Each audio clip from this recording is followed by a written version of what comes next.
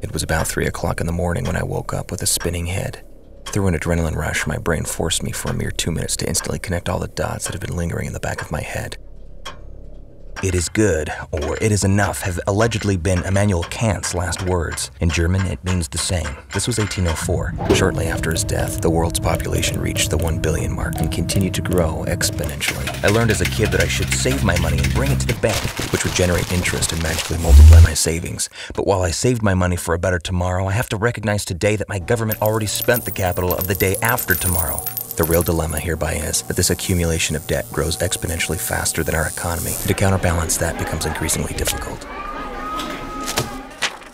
In 1930, people had already found themselves in a worldwide economy crisis. This was caused by a flawed system which allowed too much accumulation of wealth.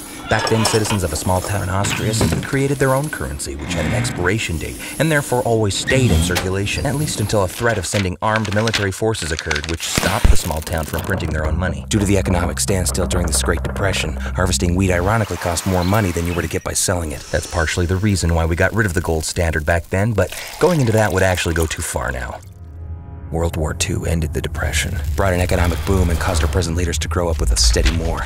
Therefore, it became our highest principle to find creative ways of generating this unlimited magical more on a planet with limited resources. In 2013, the first artificial burger was created in the lab. It took 3 months to grow and cost $500,000.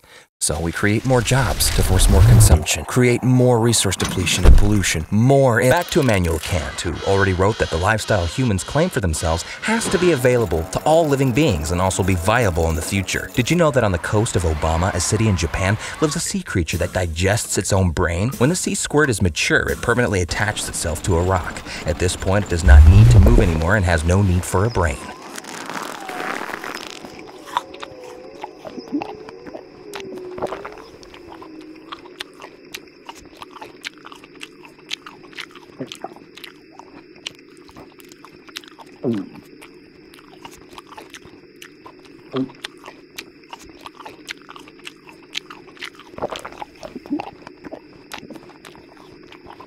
Mm.